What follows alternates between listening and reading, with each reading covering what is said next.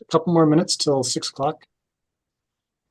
But as we wait for the 6 o'clock hour, again, as you're coming on, please put your name and your organization into the chat. So that way we can have a record of you attending tonight's Culture and Tourism Promotion Advisory Board meeting for the TOT grant orientation for October 8th, 2024.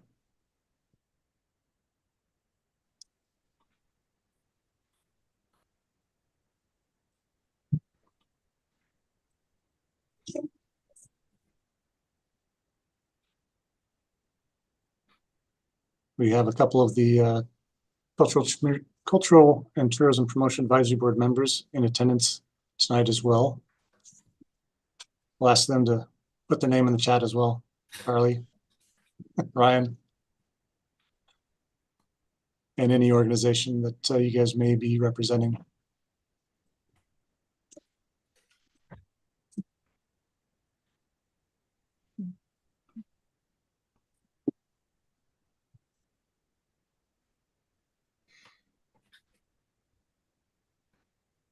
John and Zach.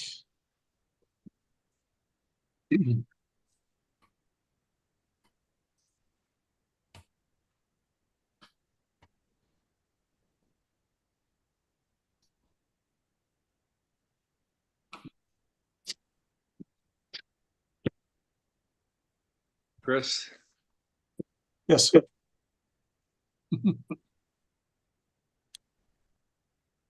Good evening. As we're getting close, we're at the 6 o'clock hour. Just again, as more people are coming on, reminder that to go ahead and put your name and the organization that you're representing into the chat. So that way we can record everyone that's here tonight. Looks like we're up to 20 folks online today so far. So we've got a pretty good crew.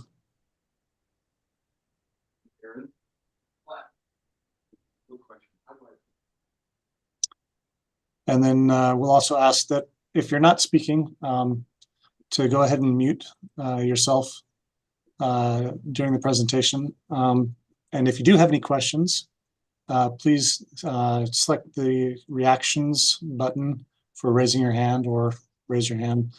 It'll probably be easier if I don't acknowledge you. Please, you can say something. Just say, "Hey, I got a question," and interrupt me at any time. So feel free to do that. But we'll try and limit the amount of background noise that we get during the presentation.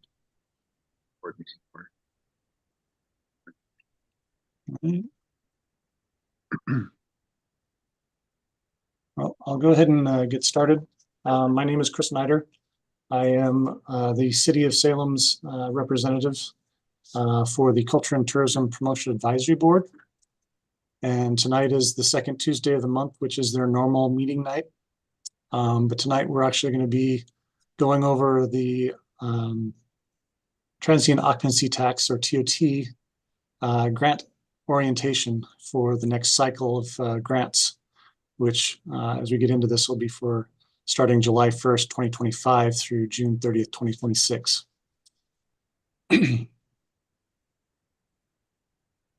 I want to thank everyone for attending and being here.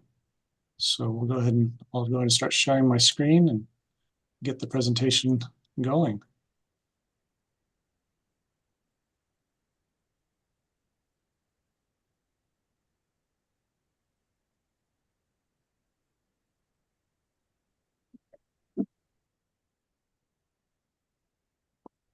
We got Lisa Joyce and Roger Williams joining us as well. So we'll try and monitor the participants in the room. Again, as you come online, please go ahead and add your name and organization that you're representing for tonight into the chat, so that way it can be recorded. So like I said, my name is Chris Snyder. I am working with the City of Salem for 14 years now. And during that time, a majority of that time has been spent with the Culture and Tourism Promotion Advisory Board and managing the grant applications and funding for events that take place in the city of Salem and are sponsored with TOT funding. Tonight's meeting is October 8th, 2024, and we'll just kind of dive into it a little bit here. For those organizations that are new, that have not been or seen or know what the CTPAB, or Cultural Tourism Promotion Advisory Board, is and what they do, I have a little bit of a refresher. Hopefully it's not too new, but I'm curious, how many new organizations, how many have never been through one of these organization grant processes before? Just a show of hands, or a new comment.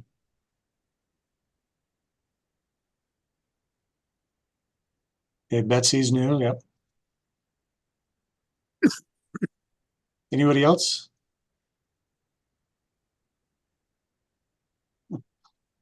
Well, hopefully there's a few more out there. So the Cultural and Tourism Promotion Advisory Board is a volunteer board that is set up and established by the City of Salem's City Council. The mayor and the councilors select the volunteers that are on this board. We have the chair currently is Ryan Gale, who's in attendance as far as I know. Ryan, you online? You can hear us? Yeah, I can hear you. All right, great. Thanks, Ryan. Ryan serves as the chair of the Cultural Tourism Promotion Advisory Board, and Carly Wright serves as the vice chair. She's also in attendance tonight. You want to say hi, Carly? Hello, everyone. Great. Betsy is our newest board member, Betsy Vega. Hello, good evening, everyone.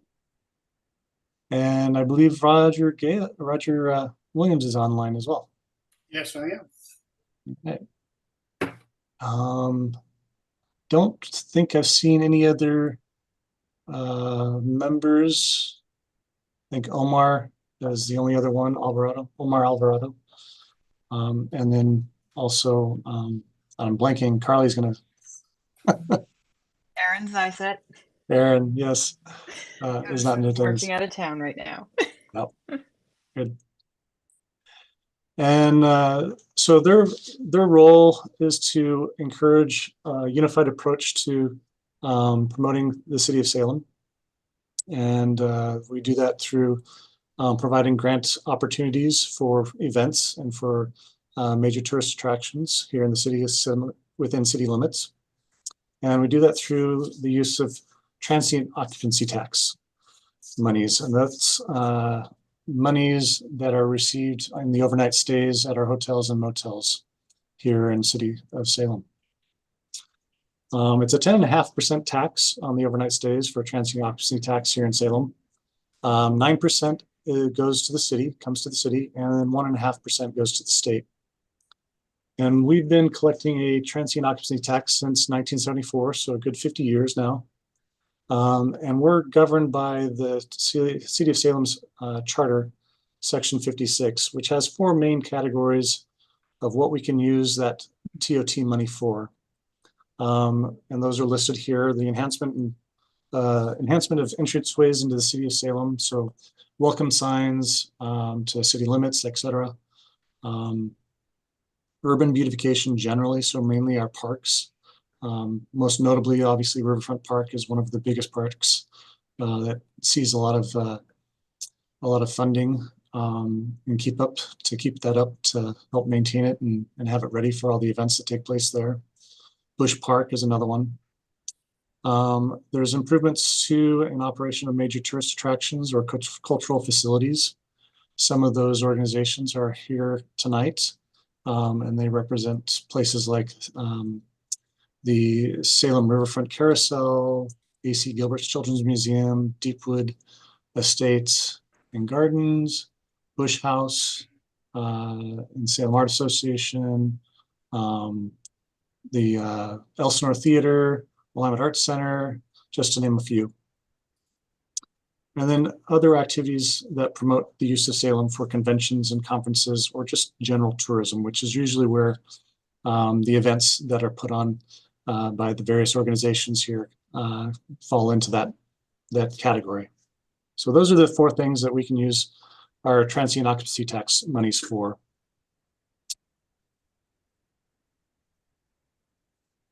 This year's applications are going to be for the fiscal year of 2026, and that starts July 1st, 2025 to June 30th, 2026. So all of the applications that you're going to be looking at submitting need to take place during that time frame. There are three main types of grants that we have available. The first two are for facility operators and capital improvements projects. And then the third one is for special events or projects. And we'll get into a little bit more about those applications as we go through this. Are there any questions at this time?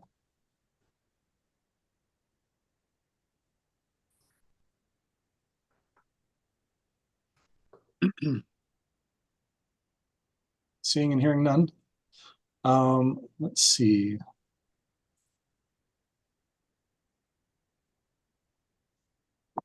I want to.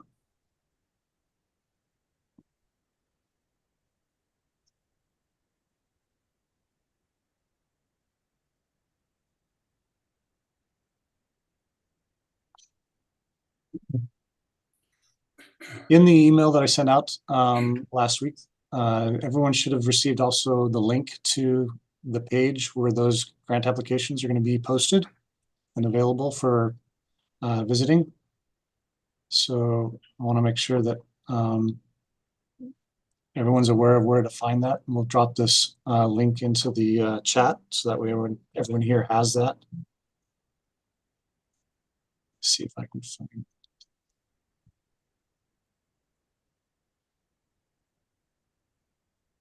So this is the City of Salem's webpage for the TOT grants. This provides a little bit of information, an overview. Hopefully everyone that's here was able to see this page, read it through it a little bit, get a little more understanding about the general requirements for TOT grants and the time frame that we're looking at. And you'll find that at the bottom of this is where the application forms are going to be found. So these contain little hyperlinks to the actual applications. The first one, there's actually three here if you notice. There's the facility grant application, which is actually hasn't gone live just yet. But on these other two, there's the facility grant budget sheet.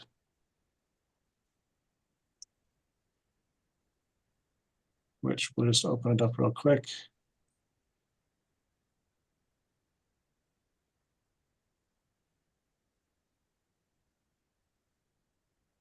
Which for facility operators, they'll be familiar with that. That's what that is. It's basically the revenues and expenditures for their organization for the last fiscal year that was completed, and then whatever their current year budget is. And that's one of the pieces that they need to complete and then attach to the application at the end of the application. So knowing where those are located and how to get to them is helpful. Facility operators should know this already, though. They don't turn over very often, but I know that there have been a couple turnovers. And then the other one is the application for the audit, which is just a one-page audit sheet, just asks for information about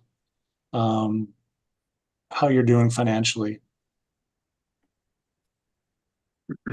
For facility operators, ask for their name, organization, fiscal year that they're reporting on or that just completed, how much TOT funding they received during the year, which depending on how they do their calendar, if they're running on a calendar year versus a fiscal year similar to the city, that can change that number a little bit.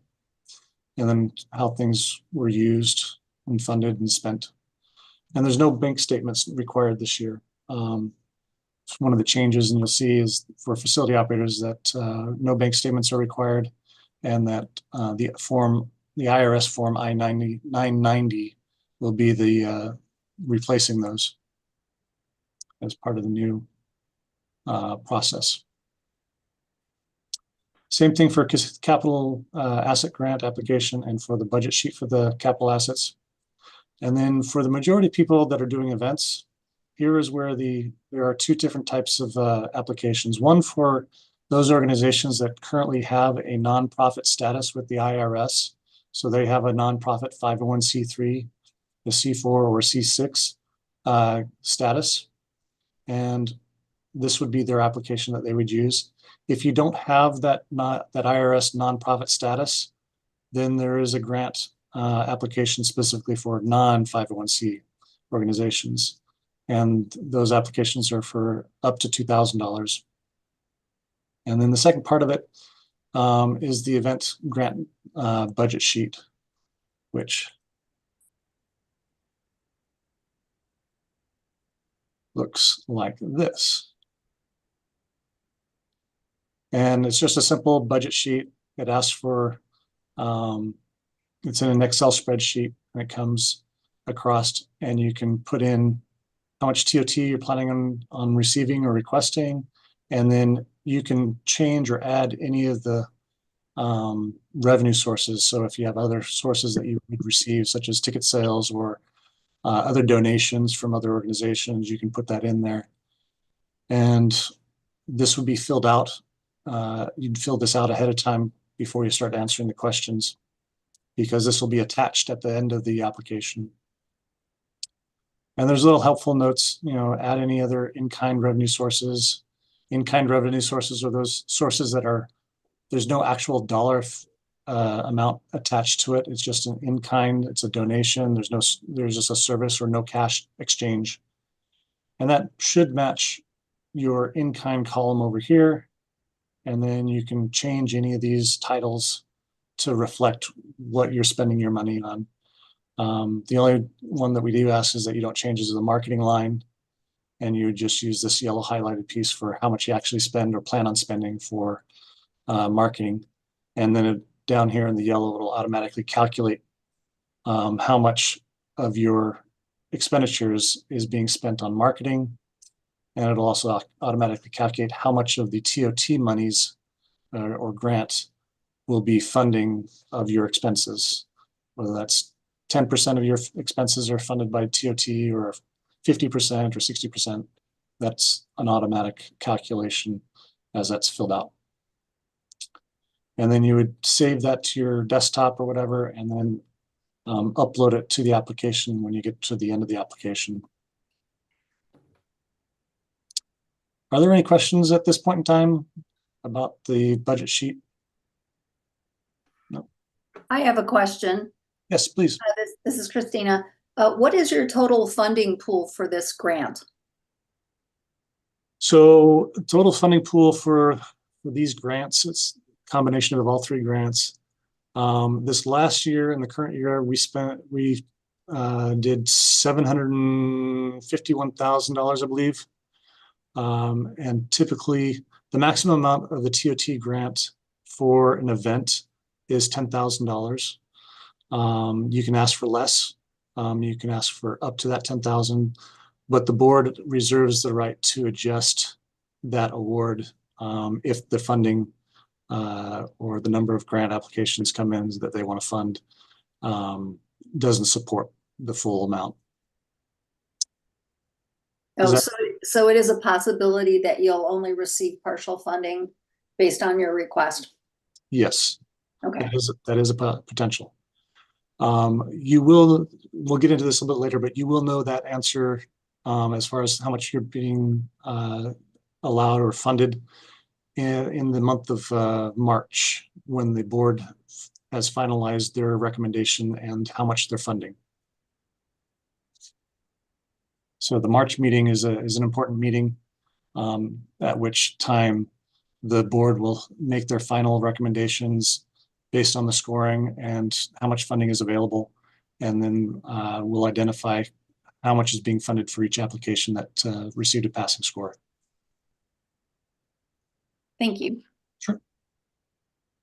Any other questions at this time?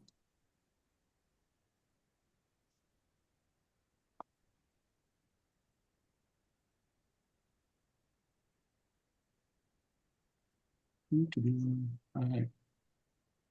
So again, this is the important place where to find all that information.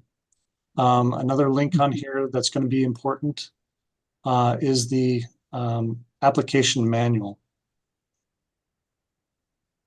So on here, the grant application manual covers in depth all of the information that you'll need to know for each type of application. So whether you're a facility operator looking to fill out the facility operator grant or capital asset improvement, or if you're doing an event. And you'll actually find on these pages the actual questions that are on the application online. So the application is online, and those links, when they go live, you'll be able to actually use this grant manual to walk through some of those questions ahead of time. And then there's also the scoring rubric, which goes over how the board is going to be scoring each of the application questions. And then there's also reporting form as one of the requirements at the end. Once the event has been completed, there's an online form for reporting how things went. And that is how you initiate the reimbursement process for the grant award.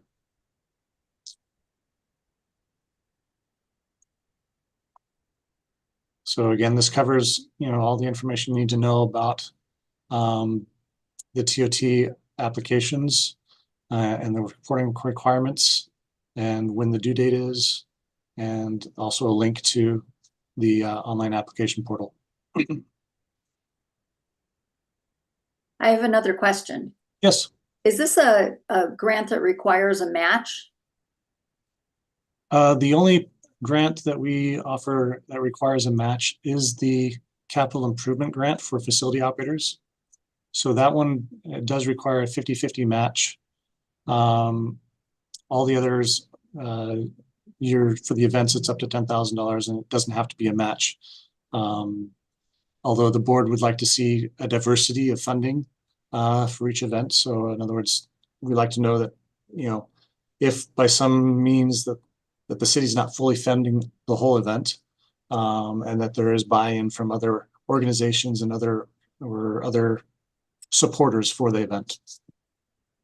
Yeah, fair enough, but there's no required match for the event. Correct. Thank you. Yep. All right.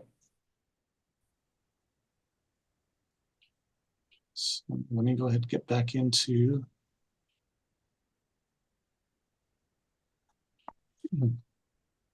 So we just showed you the web page where you can find those applications online, and that those have little hyperlinks. Once you get into the application, you can progress. You can start the application and you can stop at any time. It'll ask you to put in an email address to send you the link to get back into it. I was trying to play around with the translation piece of it to get it to select a different language. So unfortunately that has not worked for me this time. So if English is not your main language and you're struggling with that, please reach out to us and we'll see what we can do about getting a translation done. We also have the low vision mode with click of a button, and it just increases the font size as far as I know. So what's new for these organizations or for these applications this year? Quite a few things for the facility operators.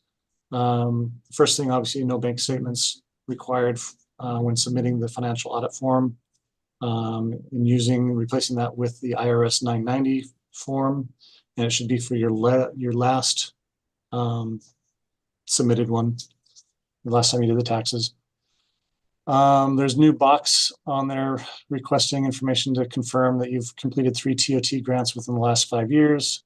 If you're applying as a facility operator or for facility operator grant.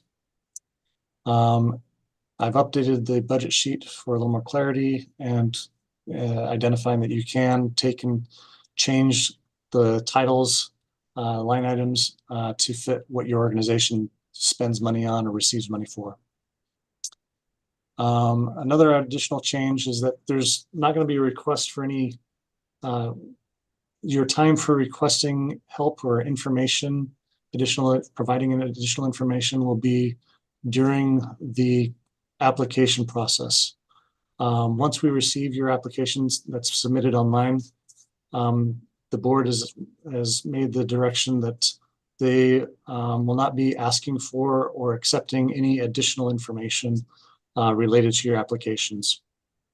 They will take and do a public meeting, and they will be discussing the applications during that meeting, but they're not going to be soliciting for any additional information from any of the organizations during that public meeting. So that's a little bit of a change from past practice. They wanted to keep this as a level playing field for all organizations. There are boxes for the facility operators for providing the number of staff and the number of volunteers. And then there's helpful reminders here and there on the application, saying, hey, do you have a balanced budget? Are your total revenues equal to or more than your expenditures?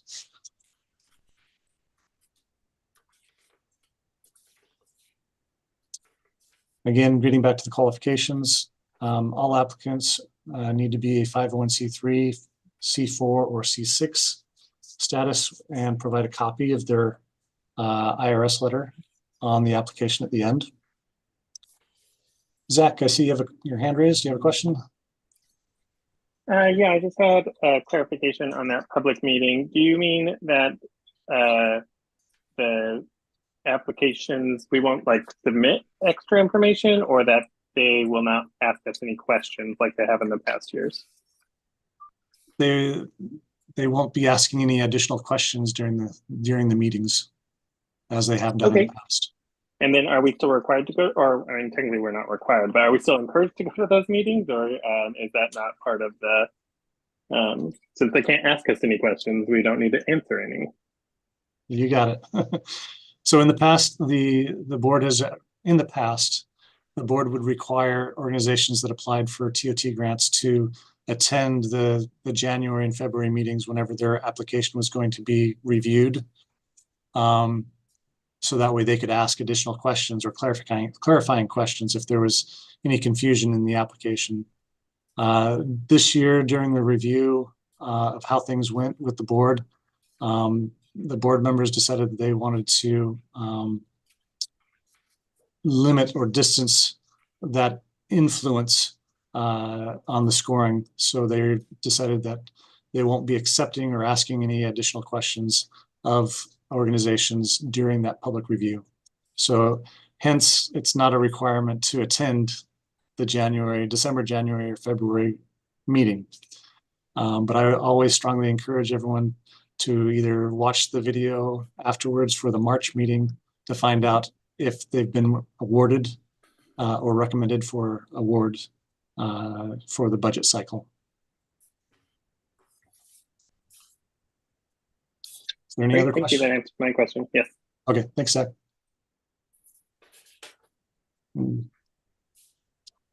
Zach or Betsy, you guys can drop your hands if you don't have any questions. You have a question, Betsy? Sorry, no, I'm gonna go ahead and lower my hand here. Okay, sounds good. All right.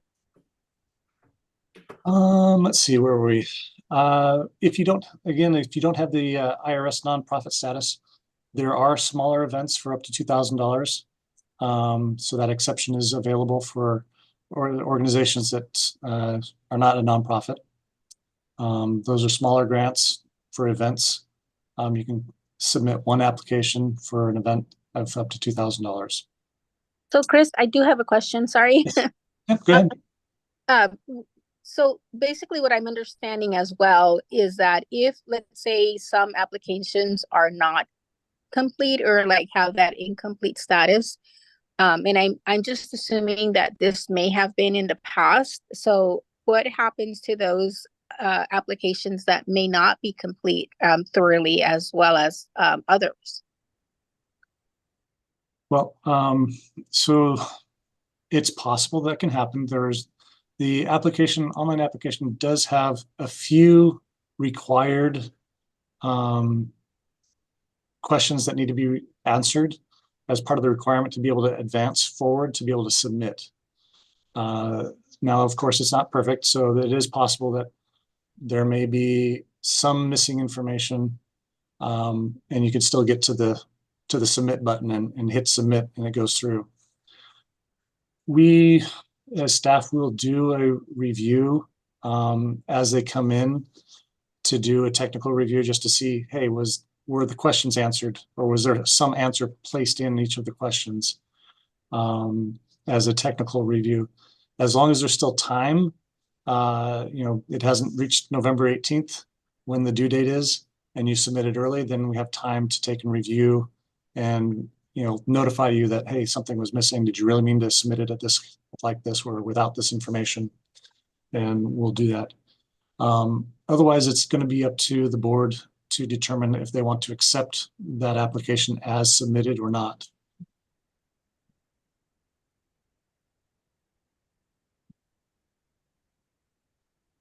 Thank you. I appreciate that. Sure.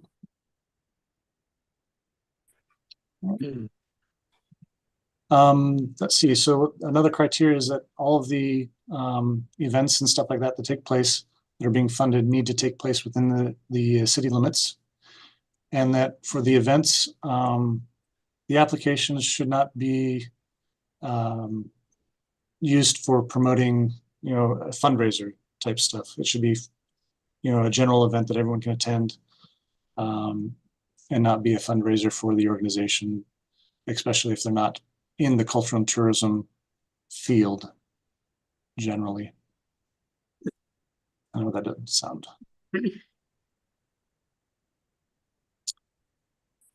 Let's see. So we'll go quickly over the types of applications. We have facility operator grants for cultural facilities. These are, again, the places typically are going to be the Willamette Heritage Center, the Willamette Arts Center, A.C. Gilbert's, Salem Riverfront Carousel. These are places where it's culturally related, and they are organizations, nonprofit organizations that attract a lot of tourists.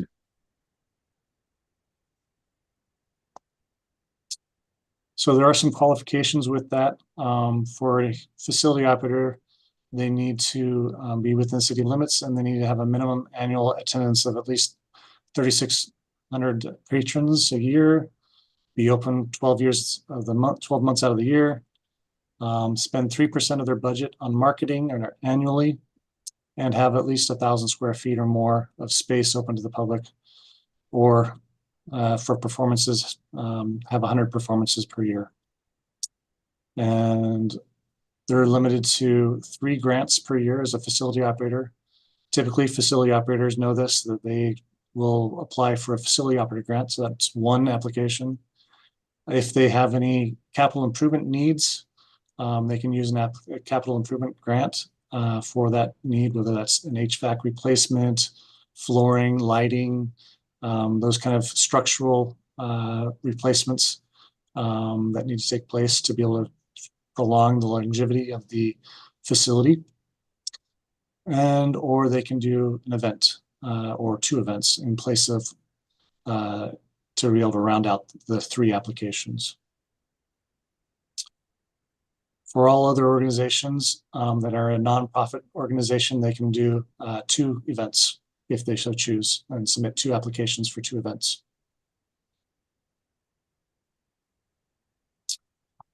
Capital asset applications, I just mentioned that a little bit. Here you can see flooring, lighting, those kind of things, HVAC, and usually these are going to be done by our facility operators. So the majority of, and this is I mentioned that earlier about the matching. So they are a 50-50 match. So they have to have and it's up to $20,000 for the capital improvement grants is what they can apply for. So that means they have to spend $40,000 of actual, and then they get reimbursed $20,000. Are there any questions on the capital improvements or facility operators? Not a whole lot of change from last year to this year. All right. For the special events, so these are going to be performances, conferences, conventions, or gatherings that enhance the quality of life for Salem residents and would draw tourists to Salem generally. A project could be a marketing campaign, a social media campaign, videos, website redesign, collaborative programming with other tourism-related organizations, those kind of things. And the questions are slightly different for projects versus events. The majority of organizations are going to be putting on events, so we'll focus on those a little more. Again, nonprofit organizations are allowed 2 grants per year. A for-profit organization or an organization that doesn't have a nonprofit status are limited to 1 grant for $20,000 or for $2,000, sorry. And the primary focus of these events should not be for raising funds. We want to be able to promote events that the general public can attend and learn more about the cultural organizations and the culture and have fun.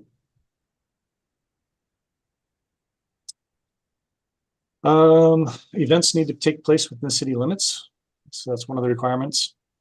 There'll be these applications and grants are for the fiscal year 2026 again, and that starts on July 1st, 2025, which is the start of the City of Salem's budget cycle. So the new budget for that time frame starts July 1st every year. And the funding will be valid for the 12 months during that cycle. So from July 1st to 2025 to June 30th, 2026. And your event can take place at any time during that time frame. These are reimbursement grants. So you would need to complete the event and then provide copies of any of the billings and invoices up to the amount of the grant award. And those reports are actually found on the city's website for the Culture and Tourism Promotion Advisory Board. And I want to show you where that is located at, so that way everyone has that available to them. Let's see.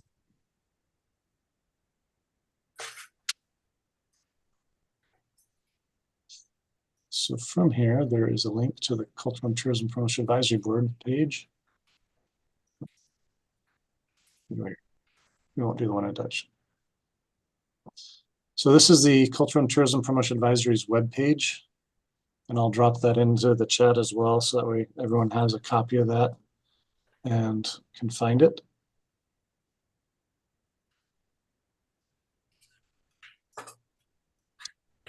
And towards the bottom of this page is where you'll find the grant report forms. So there's a reporting form for facility operators on an annual basis, on a quarterly basis. There's a report form for capital improvement projects, and then there's a report form for events. And there's also the event budget spreadsheet on here as well. And this is where you'll go to submit your online report after you've completed your event.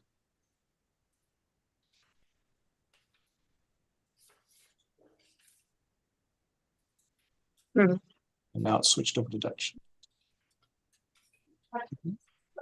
Are there any questions on the webpage or about it? No. Okay. Well, that being said, what I'd like to do is walk everyone through the actual application for an event. So that way you have an idea of what it looks like. So I'm just going to go through and show everyone what the event grant questions look like. The very first page, once you click on it, it goes live. Let's see, we'll ask somebody to turn off their mic.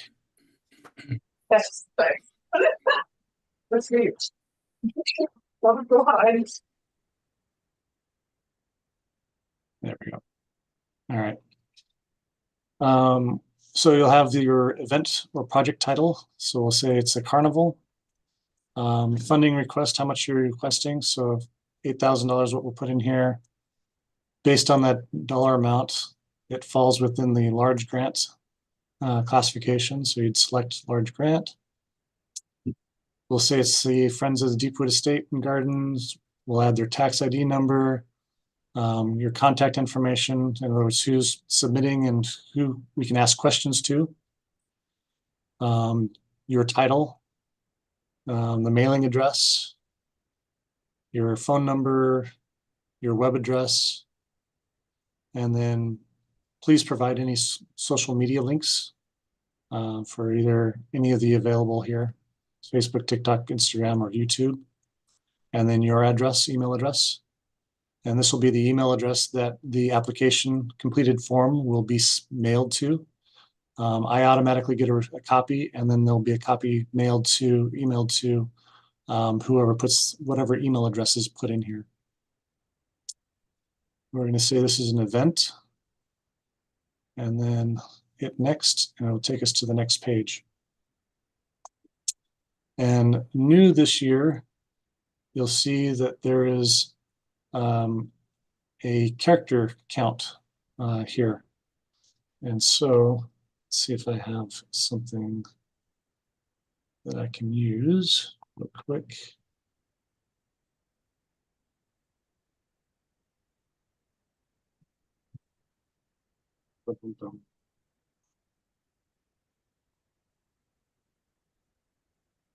I'm just going to use.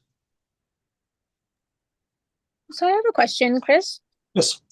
Where it says here, it says, tell us about your organization, include a list of board members' names. So do board members can also apply for a grant? So the board members, typically it's your organization's board members.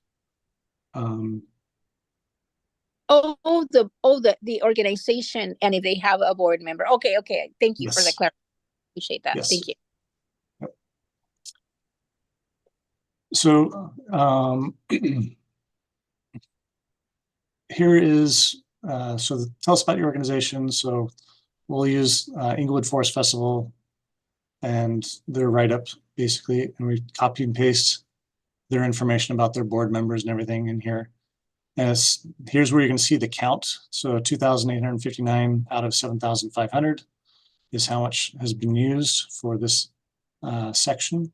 So for those who want to know more about that, this was a convenient piece that the board wanted to have added to it. And I'm going to just max that out to see what happens if you go over the character usage. You'll notice that the color font, the color font changed to red, which means that I've exceeded the maximum number of characters. And based on the count, I'm at 8,577 out of 7,500. So I'd need to cut back on what I'm writing. And all of these that have this character count on them will have that same piece of it. For the dates, they want to know the actual date that the events that are taking place. For most organizations, you probably know exactly when that'll be. So for example,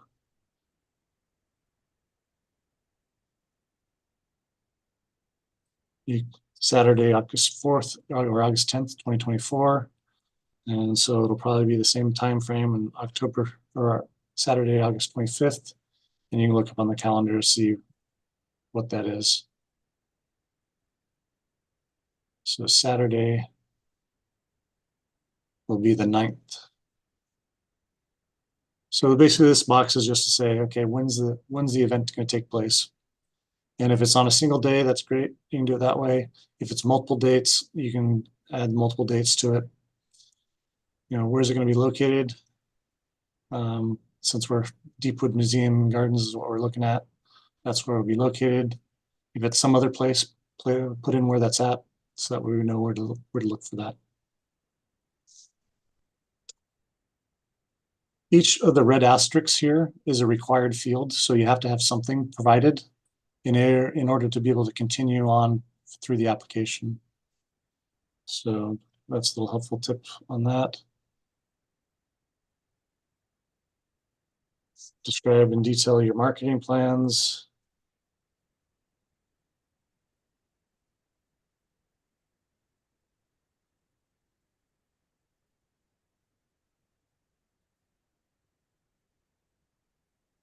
And you can copy and paste. So if you use the grant manual and go through the questions ahead of time, or you've applied in the past and you have your application saved in a Word document, you can copy and paste, which makes it pretty slick for being able to go a little faster and just updating it. Let's see.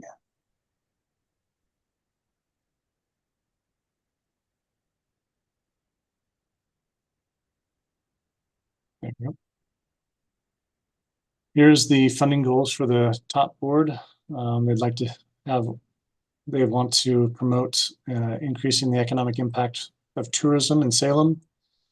If your organization or your event that you're putting on, if you feel that that'll be able to do that, that's one of the aspects, then you can select whichever of these, 1, 2, or 3, or all, and then provide how that information will be in a later later section. It'll ask you for how you're able to increase the economic impact or quality of life for Salem residents, or how you're increasing the room nights through this event. Describe in detail, how you're going to use the funds. So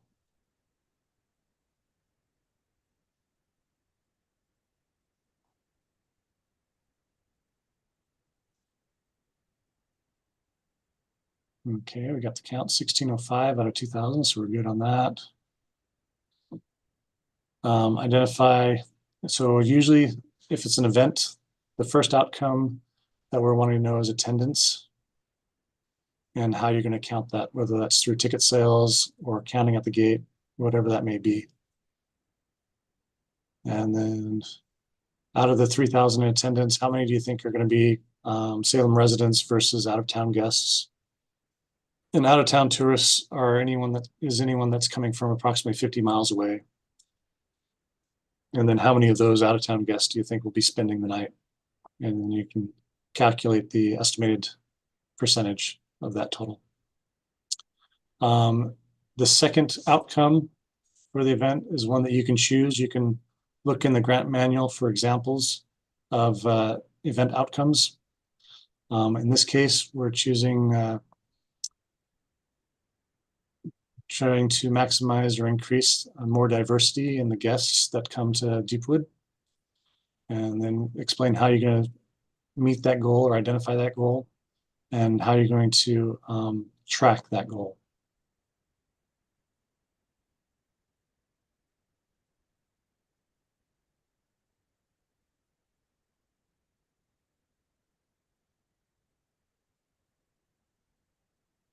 Again, provide some information about past projects that you've completed.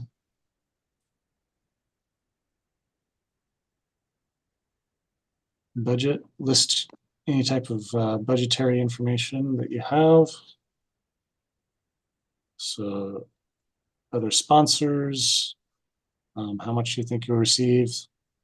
Good example. So they list out the dollar amount and how much you're going to receive from the various organizations, whether that's ticket revenues or donations. List any in-kind.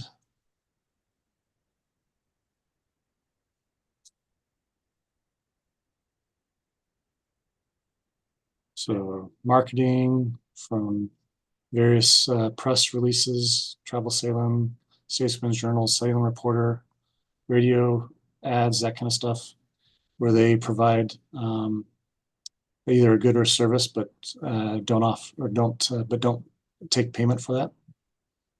And this is all information that'll be coming off of your budgetary spreadsheet. So when you have that spreadsheet filled out, it helps make this a little bit easier to complete.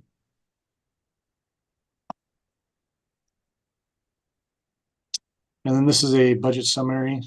So the fiscal year is going to be, 2025.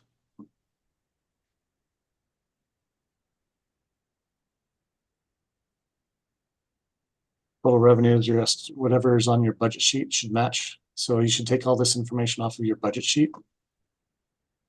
So let's see. So once you've filled out this budget sheet, you'll have the in-kind items, you'll have the expenditures, you'll have what your total revenues are that you can add on here for your total revenues and total expenditures, what your in-kind stuff is and what the total is.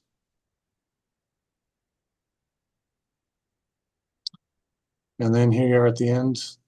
So then you would take and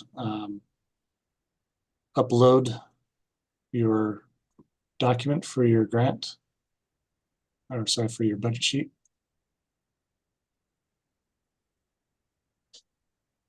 And then you would also upload your IRS letter.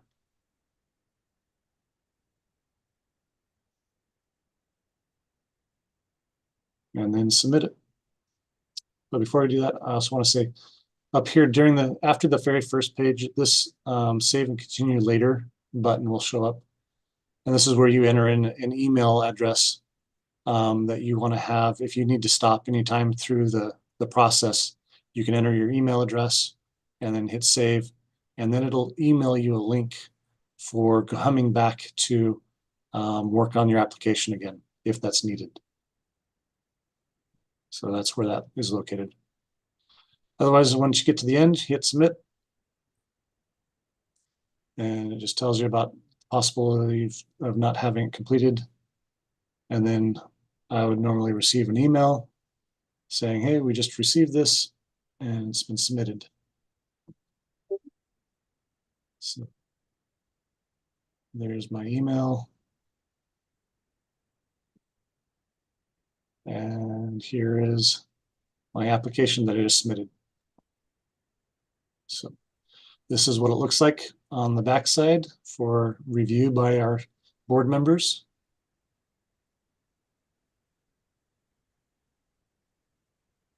So, and this is what the board members will see and be reviewing. Any questions at this time? And then the budget sheet and the IRS determination is a link that we can click on and it'll pull it up for us.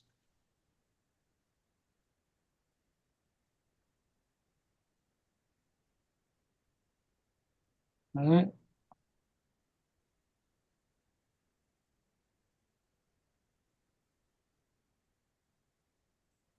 Chris, can you hear me? Yes, I can hear you.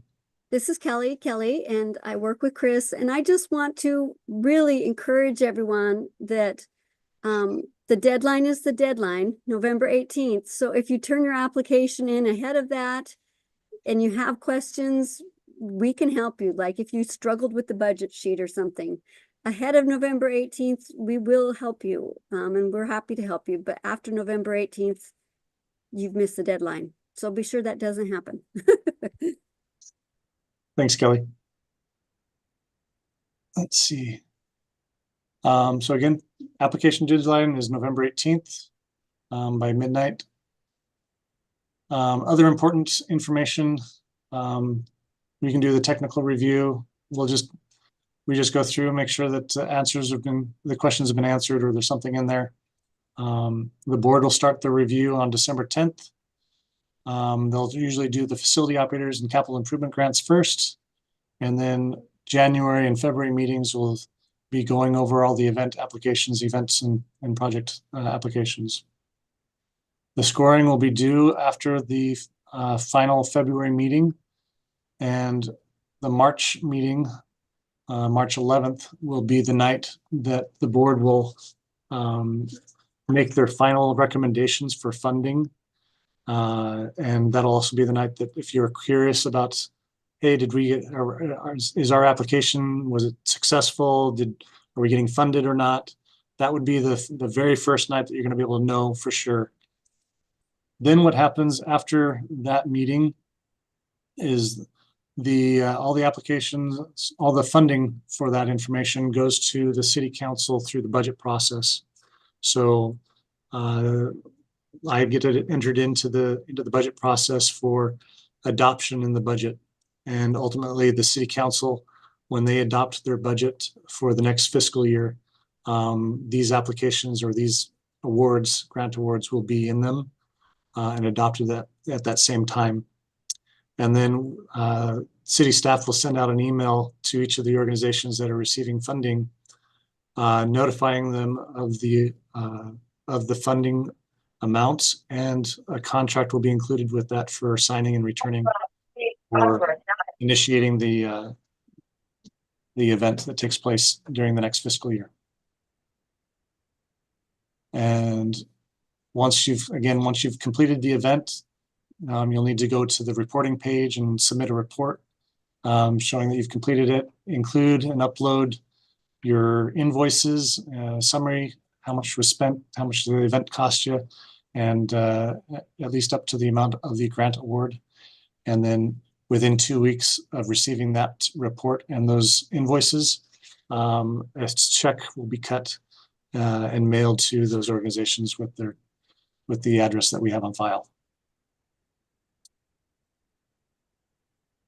Are there any questions?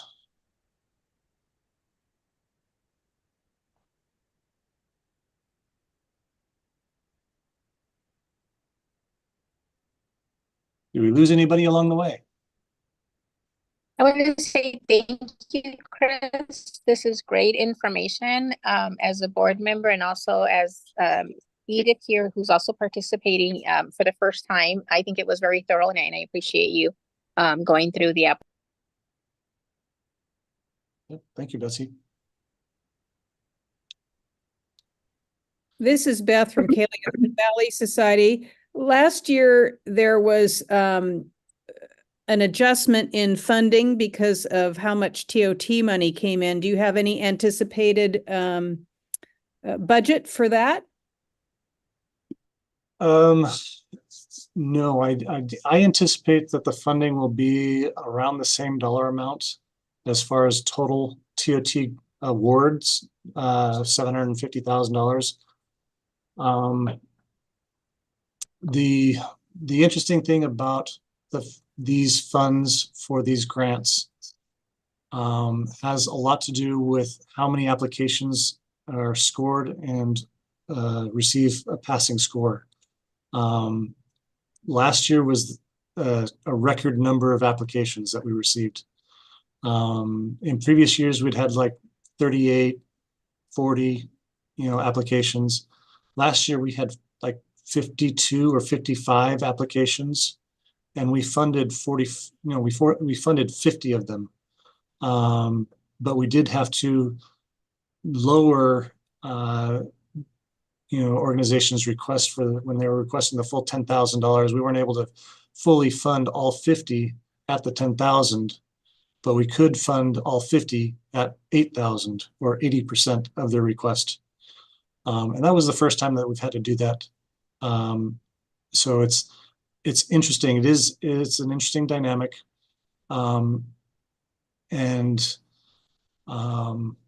That's one of the reasons why the board reserves the right to adjust the funding request amount. But it's pretty safe to say that if you receive a passing score, you're going to receive funding. And majority of the time, the board prides itself on being able to fully fund at whatever the requested amount is. But there is a dynamic to the funding piece of it as well. So, but not getting into that too much. We never know from one year to the next how many applications are going to be scored and as passing, and what that total funding dollar amount request from the organization is going to amount to. But we do make a concerted effort to be able to fund everything that gets a passing score. Chris? Yes. It's Sally with the Elsinore. So just to clarify, we're not necessarily being ranked against other applications, but it's really if you reach a passing score, then you will get funding at some amount. Is that true? It's up to the board to make that decision. You know, there have been times that even though you've, well, most of the time there's more funding available than the amount of passing scores. And so the board has made the determination to be able to have a second chance to look back at those scores that didn't pass, if there was funding available, and be able Gotcha. to fund those as well, based on how high their score was. So it's the next in order, you know. So there is going to be a ranking of scores. All the scores will be ranked from highest to lowest. And then as the funding is available, the board will have to make that determination as to if there's more funding available to fund those that didn't score with a passing score or not to. But again, we won't know until we get to that March 11th date. Okay. Meeting. That's why that March meeting is very helpful and informative to any organization that's wondering about, hey, did I get funded or not? Okay. For facility operators, will it still be an equal amount to each passing application? I believe it was that way last year. That is how the board has done the last 2 years. Okay. But it is up to the request of all the organizations for that. I believe the board still wants to keep it as they want to keep the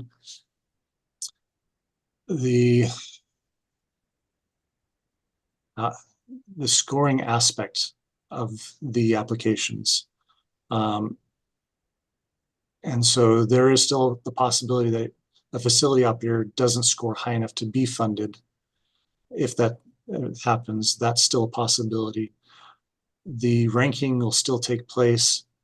The board will make the final decision as to whether or not they want to fund based on highest to lowest on the facility operators, or an even, you know, amount to each one. Okay. Thank you. Zach, I see your hands up. Been waiting patiently. Yeah, I'm sorry if you talked about this and I missed it, but has there been a change at all to the rubric in the scoring? Are there any like new areas of emphasis that score more, or the threshold for a passing score, has that changed at all since last year? No, there's no change in the scoring rubric. There was discussion previously by the board whether or not they should change how many points to allocate. You know, currently it's 25 points for an application versus 100 points. And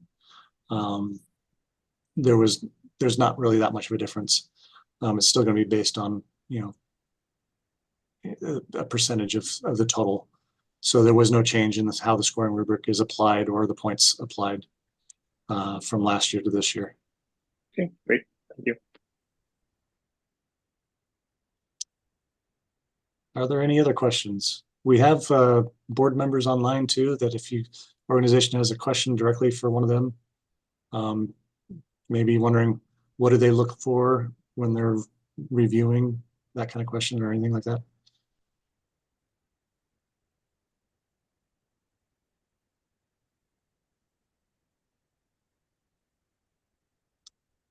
Well, no questions.